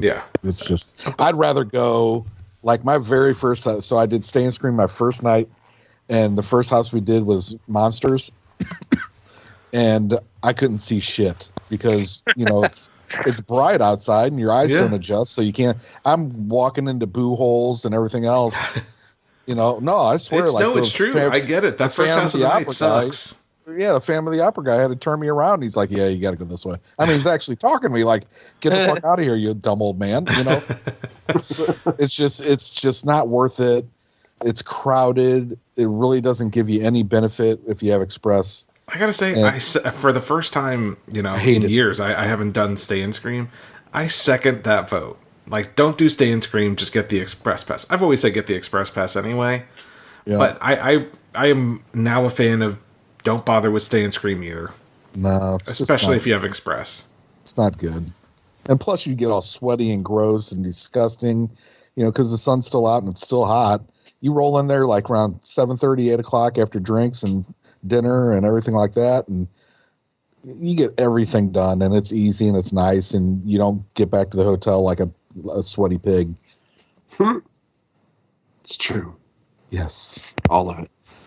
So I'm going to talk about a couple other haunts that I went through. So, but I'm going to keep it brief, right? So I did get out to Netherworld last weekend. Netherworld is in Stone Mountain, Georgia, which is a little bit north of Atlanta. I want to go. Hands down, and I've been out there. This is the third time going out there, and it is the best. There's just no. It's hard for anybody that's never been there to conceptualize what it is. Like, I think when people that do go there and say that it's the best, especially when people are so married to like a Halloween Horror Nights. But if the way I can kind of say this is like, picture all 10 houses at Horror Nights and the budget that they have for those, plus the budget of what they have for the scare zones. And they put it all in one house, and you're still not scratching the surface of what Netherworld has to offer you. Damn, that sounds so cool. The animatronics were on point. This year there's two new houses. I'm going to say the name the right way this time. It's Night of the Gorgon. It's not Night of the Gorgon, so I kind of alternated back and forth and fit the video, which is basically, if you don't know what that is, it's kind of like a Medusa-like character. Netherworld's been really great over the years, too, of carrying forward the story that they're developing, and they already know what the story is going to be for the next iterations of the house, etc. So floors are all different throughout the houses, so it's not only just like walking on that slanted type floor or whatever. Like, there's points where you're walking on like grass like surface or totally disorienting rooms. The animatronics, massive, smaller. There's just scares coming from all over the place. There's people on zip lines, the bungee scares. It's massive. I'm going to see about trying to even get back up there again before they close. And they do close a week later than most haunts this year. So they close, I think, November 8th weekend is kind of like their last licks. So I'm going to try to get back up there for that. Tell me when you go. Yeah. Tom, you come back and we go. Oh, I want to go. Netherworld's I've always wanted to go there. That's where they filmed Zombieland. They did. The second house this year, it's always feels unfair to say that it's their second house or they're also run house, but it's cold-blooded. So it's basically kind of like reptilian experiments and with dinosaur DNA, and there's everything in that house from dinosaur animatronics to like a pterodactyl and reptilian scare actors and things like that. Was really cool to go through. That house last year was geared towards like aliens, and this year they flipped it to reptiles and dinosaurs and stuff. So it's more of a sci-fi house. So you get more of like a classic type horror house, and you get kind of like a sci-fi type house. I did get to spend some time talking to Ben Armstrong, who's the co-owner of the event, and I met the other co-owner, Billy, as well. But we might be able to insert a couple of Ben questions here for folks to listen to. We're here with Ben Armstrong, co-owner of Netherworld. This year, Netherworld, 2 new houses. What do we have in store? Well, our main show is Night of the Gorgon, and it's a continuation of the story of Williamsburg. Williamsburg was founded on stone carvers carving up the stone on Stone Mountain. but they fell behind. They weren't able to keep up with the orders because strange things were happening. All their workers were leaving, so they found this mirror, and in it was the image of the Gorgon. So they started actually taking people and turning them into statues to make their orders. But when you mess with the evil forces, evil things happen to you. So that's where the story takes off. And then the other new house this year. Our other new house is called Cold Blooded, and it's about creatures with reptilian DNA that have been experimented on. It's almost like a Jurassic Park takeoff with a bunch of weird mutations. So the mutants are breaking loose, but we have dinosaurs in there. We got a pterodactyl, we got all kinds of crazy dinosaurs. So it's a lot of fun. It's a lot of science fiction mayhem. So Night of the Gorgon, classic Netherworld, a classic haunted house with a lot of H.P. Lovecraftian elements. Sure. And then Cold Blooded is more your science fiction horror. So we like to kind of have those two elements to kind of encompass the scope of horror. In addition to the two haunted houses, we also have year-round activities taking place at Netherworld now. One is that you can maybe hear in the background, we have the Monster Museum that we've been through before. It's amazing. But I know you have escape rooms, and we have a whole laser tag. That's right. At this point.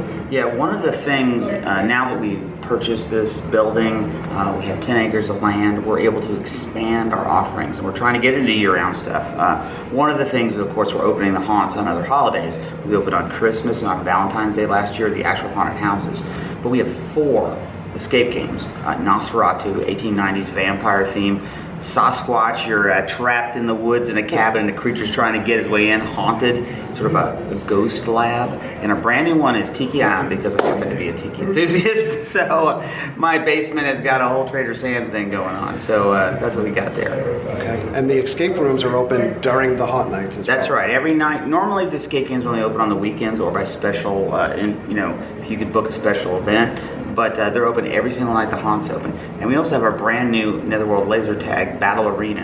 And the way it works, it's a full-on traditional laser tag battle, but the technology we're using, it's very much like being in a video game. So if you play a lot of video games, first-person shooters, that's what it's like. It's sort of an apocalyptic kind of environment. And there's a whole bunch of different games you play.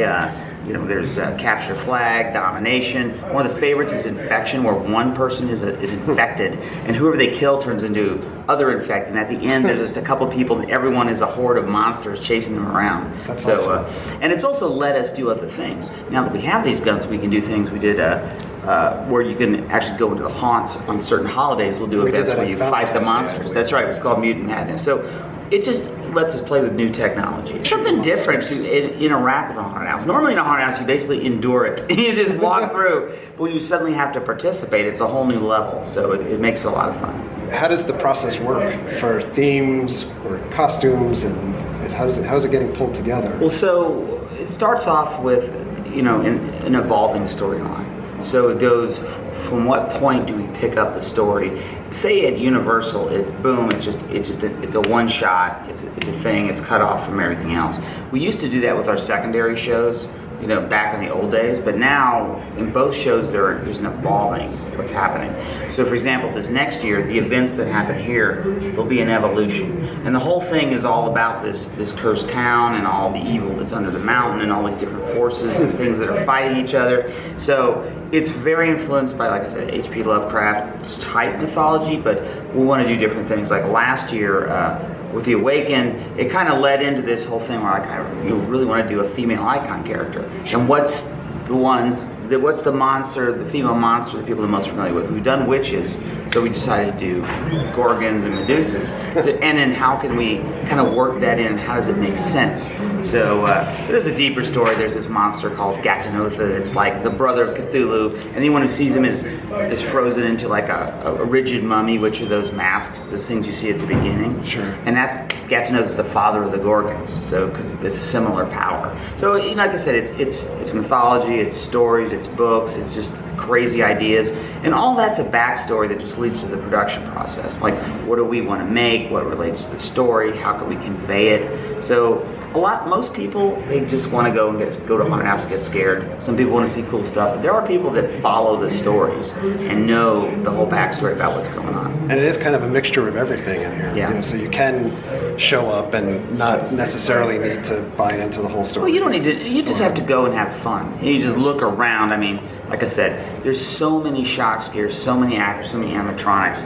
If you just want to get shocked and scared, there's that for you. If you want to look at detail, I mean, there's just stuff everywhere. Of course, if you're staring at detail, that's when you're likely to get startled, because then if you're looking up, as someone was telling me last night, you're showing your neck, you know? So that's kind of how that works. It's funny because really, with a haunted house like this, it's not really a horror movie anymore, it's more of an action movie, because there's got to be so much happening. I like to compare it, like, one of the best horror movies in my mind was Alien. Sure. One of the best action movies was Aliens. It still had horror elements, but it held that action. And you got to do that with a lot of people going through stuff everywhere. So that's kind of what it's about. So if you're interested in checking out Netherworld, they are open every day through October? Yeah, I think we're opening October 4th, and then we're open every single day through Halloween, a couple days in November, and then we're opening a final weekend in November. So a lot of days. So no excuse to miss it. Come on down, check it out. If you're going down to Horror Nights, stop off and see us here. We do get a lot of people coming to and fro, because, on the major highways, heading to see it. So, come check us out. A lot of haunters. If you're a haunter, a haunt fan, the weekdays are great. You can come on a Monday, you can come on a Tuesday, you can come on a Wednesday. The crowds aren't as big, and we're open and nowhere else really is. So, check us out. Super nice guy, by the way. And then beyond Netherworld, this last week, not specifically haunt related, but kind of Halloween related, or Halloween.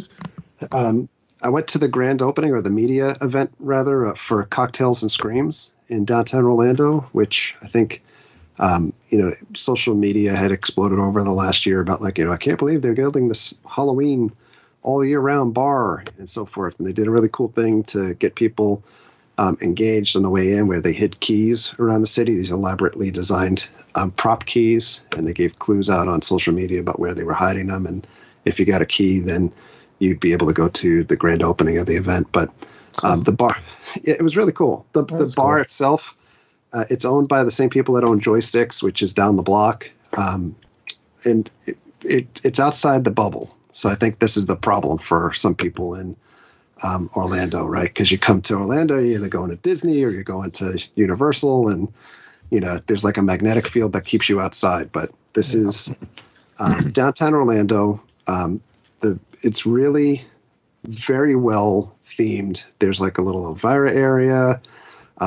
There's a show that takes place with an organist and a singer, like a lounge singer. There's a VIP room that's themed after the Addams Family. And what they didn't have open yet, but is forthcoming, is like a secret back room, like a speakeasy, that the only way to get into that every night is to solve a puzzle to be able to get into that room, where they'll have a different drink subset and different characters and so forth interacting with you. Yeah, the drinks were awesome. They specialize in craft cocktails. They pour heavy. They were all kind of cool, like with a horror type theme to it, and they like bubbled or went on fire and things like that. And if you check out my Instagram, there's a picture of me drinking out of this ridiculous size, like Halloween pumpkin bucket, which was basically just like half a bottle of Jameson and some pumpkin puree. God, I mean, you can stop. I'm sold. I'm going. Yeah. It was very cool. Ooh. It's open to the public now. Yeah. So, I also did get out. I got out to 13th floor 2 weeks ago, and 13th floor is up in Jacksonville, so it's a little further out of the bubble. But if you're going up to Jacksonville, let's say for like a Jets game, yes, or to check out Minshew Mania, it's definitely worth checking out. We've got a lot of buzz on the video that we did, but 13th floor is owned by this bigger 13th floor corporation. They kind of set the tone about like what mazes are going to run at each one of the houses for the year. So there's houses all over the states, as well as like the Haunted Hayride out in California. But this year in Jacksonville, they did kind of like the Book of the Dead, which is kind of like Ash versus Evil Dead. So some of these are going to probably kind of laugh at a little bit or get a snicker. But the other one is La Llorona. And I'm saying that correctly this time, everybody. La Llorona. Yeah, because I made the mistake of saying La Llorona on YouTube, and like I had to have like 100 comments from people saying like, "Dude, you said the wrong thing." But stupid. Yeah, you suck, man. I already know I suck, and I speak very bad broken Spanglish. So La Llorona is one of the houses. Also, common theme. Halloween Horror Nights did La Llorona, I think, in 24. Yeah. That's the lady that drowns the babies, right? Yeah, she watches her kids go swimming. Yeah. So, and then the final house that they did was called Clown, which Clown, Paul and I kind of traded messages at work during the day when they first announced the houses. Clown has a striking resemblance to another clown that may be popular now in the movie theaters. Yeah. But Clown... Go ahead, Paul. I mean, Drew. He puts your ass to sleep. Yeah. Paul... I was going to call Clown Paul, but Clown... the Clown at 13th. Not inaccurate. He comes back every 13 years. Oh. Every 27 years. He's a go-getter. Yeah, he's a little more ambitious, and he has yellow balloons.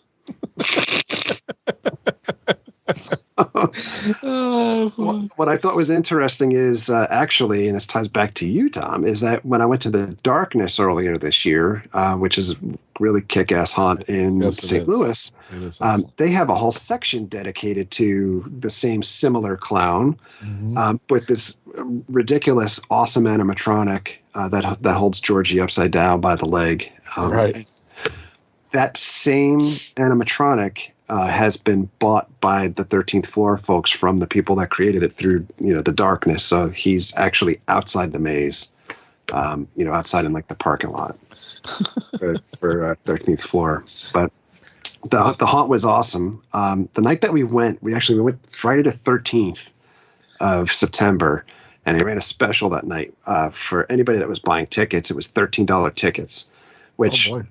Yeah, so last year was the first year that 13th Floor was open in Jacksonville, and then they've done multiple events since then. So they did like a Valentine's event, they did Krampus at Christmas, they did a zombie hunt type thing, and I can't do them enough service of saying like they grossly underestimated how many people were going to show up, because I think they did like 1,000 people pre-sale.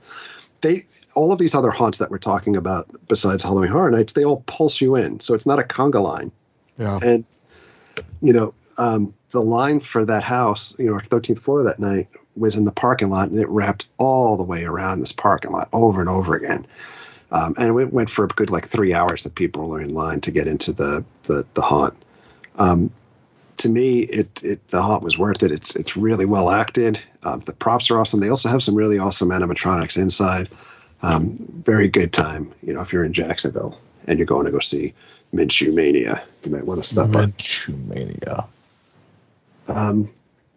Last current haunt that we've already been to was Screamageddon out in Dade City, Florida, and they kind of invited out the world this year, I think, to go and promote them a little bit. We've been going to Screamageddon, at least through the cheap seats, since the year after they opened. So I think the last 5 years we've been going there. Nothing. The haunts have not changed year over year from last year. So more of the same of what we've experienced before. But they do also have that incredible zombie paintball experience. And if you haven't seen that before, you're basically loaded onto a modified school bus with paintball guns that are in the windows of the school bus where they're cut out, and you go by and you literally light up zombies. I mean, and they encourage you by yelling at you to get as many headshots as possible. It's a lot of fun. The haunts are fun. I felt like they dialed back the touching this year. So there's 2 of the experiences there that you can opt in to be touched. One is, I'm scrolling through, Blackpool Prison rather. Blackpool Prison, which is literally like you're going through a prison. And I've been punched in the gut there before and stuff like that. But they touch you and move you around and push you, but not as much as they used to. And the other one was Infected Ground Zero. Some of the places like Infected Ground Zero, I wouldn't be mad if it goes away next year and they do some updates to things. But I felt like there was some tweaks to the haunts this year, that like Dead Woods is a trail that you walk on that I felt was longer and had more actors and things like that. The actors were on point this year. They've added special for Tom, because I know you're going to inquire about this, Bonzo's Beer Garden. The Midway, yes. Yeah, so the Midway is expanded with the craft beer area, hosted by Bonzo the clown. And he comes around and interacts with you as well. So it was fun. I thought you were going to say they had cauliflower. Oh, no, cauliflower. They may have had that, but I didn't see it. Punch in your head. The last haunt that we can talk about that's not open yet, but will be opening this week. So probably by the time that you're listening to this, Dark. Oh my God, boy, it's been a long night. Dark Horizon, the sister haunt for Dark Harbor, out at Queen Mary in Long Beach, California. Dark Horizon will be opening in Orlando on the 10th. And they were opening actually a week later than they had anticipated, I think, because of some issues that they encountered through the hurricane that was due to pass through here.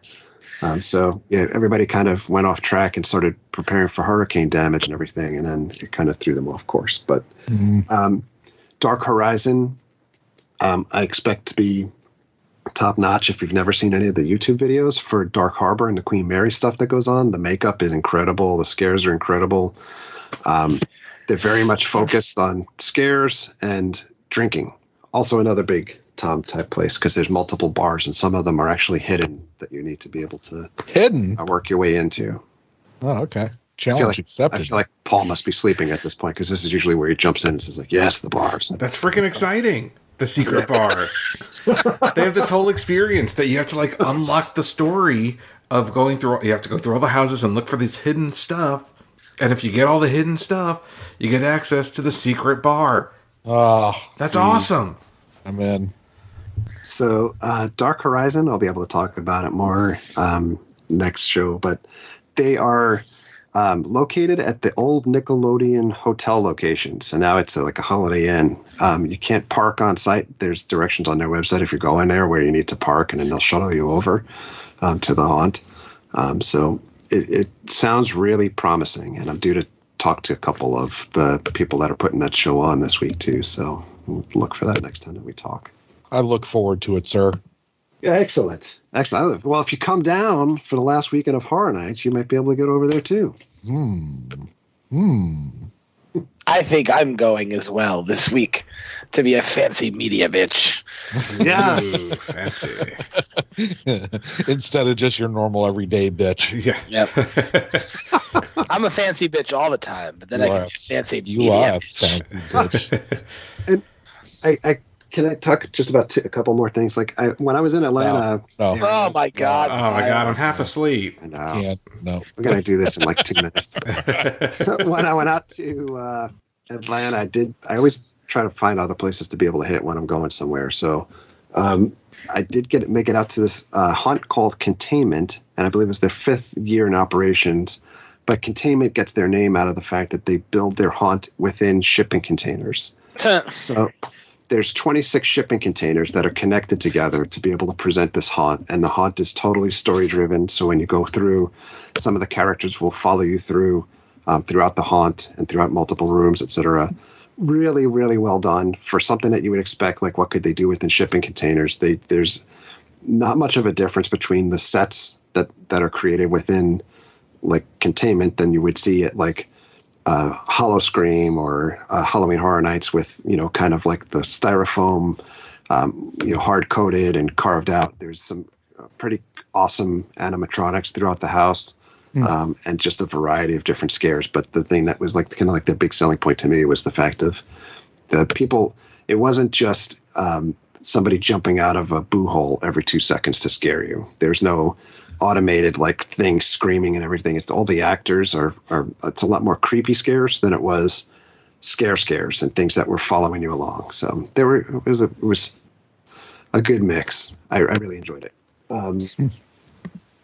On the other hand, the first night that I was in Atlanta, I went to Six Flags. I'm not sure, Tom, if you're making it back to Six Flags this year, but boy, our Six Flags in Six Flags over Georgia, it was virtually the same thing that they did last year. A couple things that they changed up Scare Zone wise. They had one new house, but I couldn't get in the new house because somebody got hurt in that house before I got in there, so they closed it for the night. But the houses themselves, I will say this. I thought the performance within the houses was a lot better this year than it was last year when I went. So much so that in the first house that I went through, and I can't remember which one it was, the 3D house, the people that I was with or got grouped with when we get pulsed in, because, godly, even at Six Flags, they pulse you in. So the two of the younger girls fell on the floor scared, and the one girl that was behind me with her mom whispered like midway through the house and said like, "Mom, I just peed my pants." Like literally from the house. So the actors were going pretty hard. It was enjoyable. Oh, you guys actually have actors in your house in Atlanta. That's interesting. Yeah. So, St. Louis sucks. But the Scare Zone's a different story. There's like maybe 3 or 4 actors in a Scare Zone. Yeah. Yep. Maybe. Yeah, it's the same here, and here's the thing, and I don't know how it is in Atlanta, but like you get in the park with just your regular pass. Yeah, it's the same thing. And you got to buy an upcharge for the houses. Just the houses. So basically what happens, at least here, is there's just thousands of teenage kids, just 12, 13, 14-year-old kids just running through freaking Scare Zones all night, screaming and yelling, and there's 1 or 2 or 3 Scare Zone actors in there, and it's terrible. And so then you like, okay, well, let's go do the houses, and the lines are short, so you never really have to wait too long, and there's like hardly anybody in there. It's just not worth the money. If you live anywhere near St. Louis and you're like, oh, we'll go check out Six Flags, just save your money and go downtown, go to the Darkness, or go to Limp Mansion or whatever, and do one of those haunts, because those are excellent. Yep. The last place that I went to this past weekend was Petrified Forest. Those guys are located in Altamont Springs. I know Drew said that his significant other was looking to potentially go there, and I think that actually has been there before. Yeah, I think so. Petrified Forest, they've gone for it's basically in a forest, so it's normally like 2 trails. This year they've made the 2 trails into 3 trails, and they have different stories and icon characters that mingle outside and stuff. But kind of a family-oriented event. The haunt itself started years back in a backyard of a family, and it's just continued to blossom bigger and bigger. Good scares, very pitch black. It's difficult. A lot of the scares come from the distraction of the fact that you don't want to trip and fall while you're walking through the forest in the pitch black. Because you're outside. Yeah, everything is outside. All of the sets are outside. There's no roof. So, if it rains, then wear some crappy shoes. Yeah, you always need to wear crappy shoes there. So, but really well done.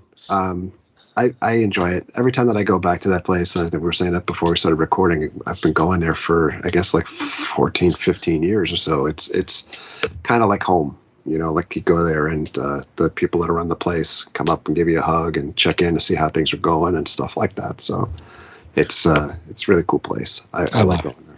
I like hugs. I've heard that you're not familiar with that.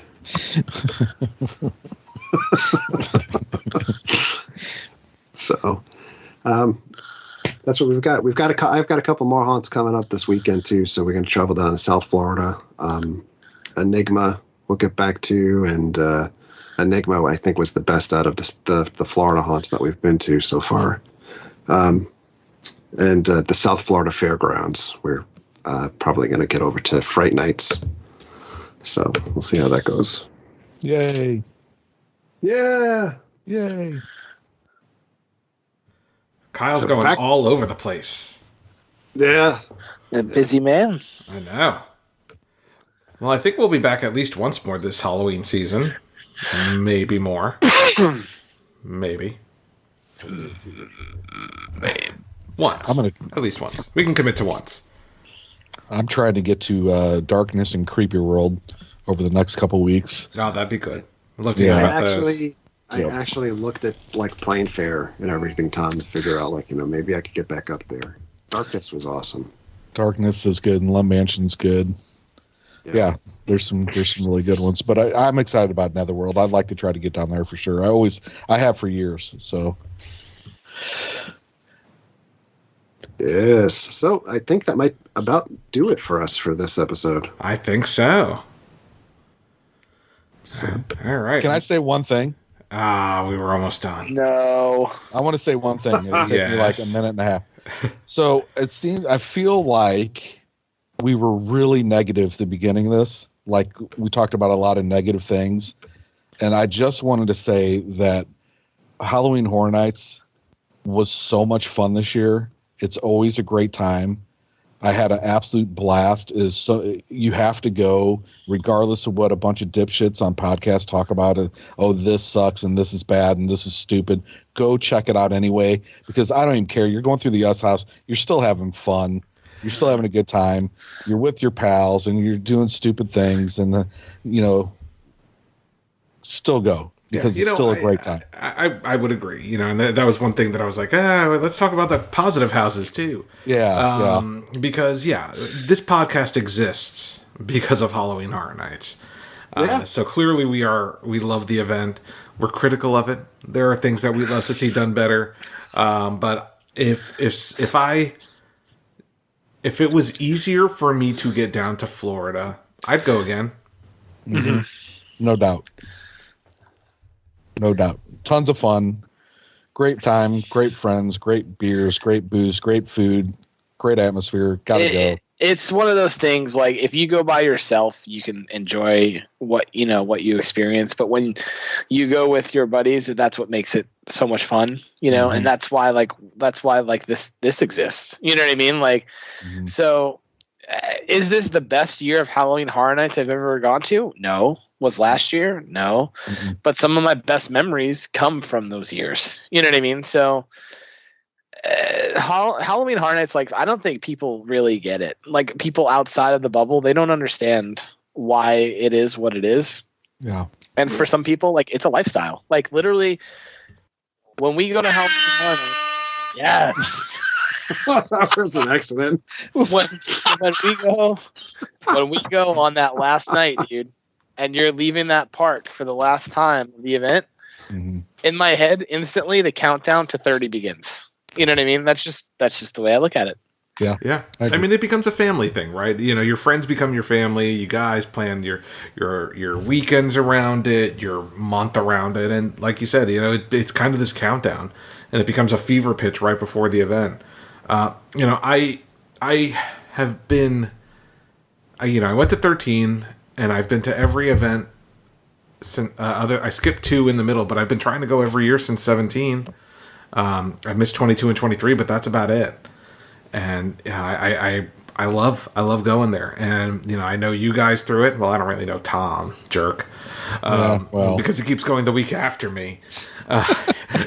But I was down there opening weekend last year, but you had like a hurricane. Oh yeah, I had a hurricane.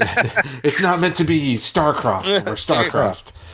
But no, I love Halloween Horror Nights. I do love the event. Yes, there are things I would have loved to have seen done better, and I'm hoping that, even though I have no specific issues with the creative team, I'm looking forward to seeing what New Blood does in the future years. That will be interesting next year. Yeah, I agree. Yeah. I think that we could spend the whole episode speculating on who gets the reins. I think we should do that in our next episode. Oh my Yay! god. It'll be me. It was me all along. You don't even know. Oh, Drew, say the thing that you said about the clowns. That was a great idea.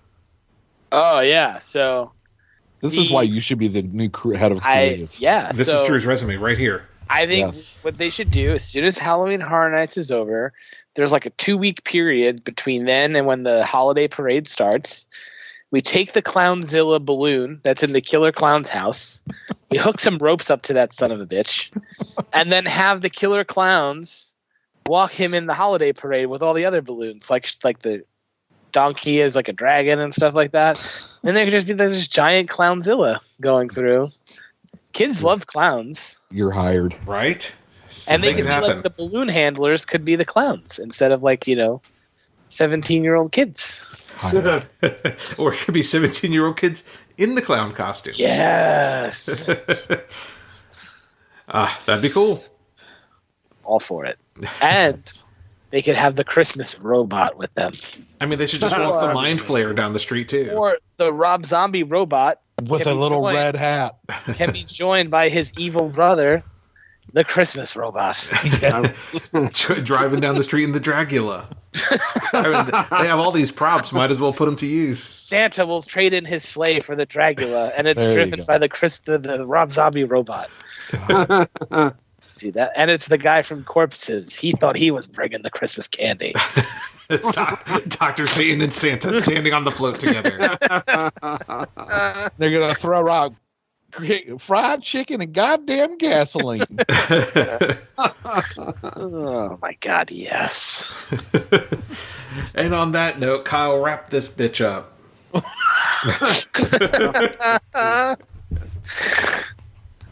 Thanks a lot for listening, everybody. We'll be back again.